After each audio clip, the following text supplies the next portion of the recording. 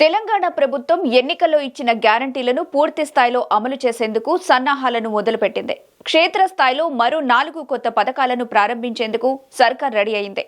జనవరి 26 నుంచి రైతు భరోసా, ఇందిరమ్మ ఆత్మీయ భరోసా, కొత్త రేషన్ కార్డులు, ఇందిరమ్మ ఇళ్ల పథకాలను సర్కార్ అమలు చేయనుంది. ఈ నేపథ్యంలో ఇవాల్టి నుంచి ఫీల్డ్ సర్వే చేపట్టనుంది. ఈ మేరకు సీఎస్ శాంతికుమారి అధికారులకు ఆదేశాలు కూడా జారీ చేశారు. ఫీల్డ్ సర్వే అనంతరం ఈ నెల 21 నుంచి 24 వరకు గ్రామ సభలు డేటా ఎంట్రీ చేయనున్నారు. ఈ డేటా ఆధారంగా ఫైనల్ లిస్టుకు మంత్రులు ఆమోదముద్ర వేయనున్నారు. అనంతరం రిపబ్లిక్ డే జనవరి 26న పథకాలను సీఎం రేవంత్ ప్రారంభించనున్నారు. వెరిఫికేషన్ లో భాగంగా అధికారులు ఇండ్లకు సర్వే కోసం వస్తారని, గ్రామ ప్రజలు అందుబాటులో ఉండాలని అధికారులు ప్రజలకు సూచిస్తున్నారు.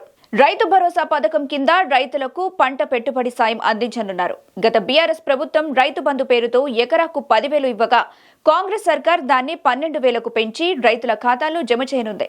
అందుకు సంబంధించిన కసరత్తు, విధి విధానాల రూపకల్పన జరుగుతుంది. ఈ నెల 26న సాగుకు అనుకూలమైన భూములకు మాత్రమే పెట్టుబడి సహాయం అందించాలని సర్కార్ నిర్ణయించడంతో దీనిపై అధికారులు సర్వేకు సిద్ధమయ్యారు. ఇవాళ ప్రారంభం కానున్న సర్వే ఈ నెల 20 వరకు జరగనుంది. సర్వే అనంతరం సాగుకు యోగ్యం కాని భూముల లిస్టును గ్రామ పంచాయతీల్లో డిస్ప్లే చేస్తారు. 21 నుంచి 25 వరకు గ్రామ సభలు నిర్వహించి ఆమోదం తీసుకుంటారు.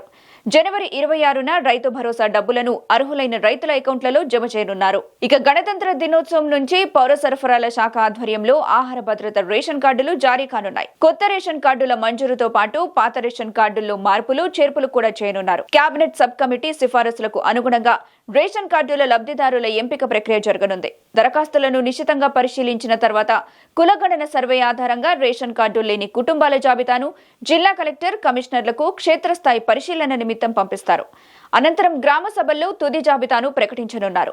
ఇందిరమ్మ ఆత్మీయ భరోసా పథకం కింద రైతు కూలీలకు ఏడాదికి 12,000 రూపాయల ఆర్థిక సాయాన్ని సైతం తెలంగాణ ప్రభుత్వం చేయనుంది.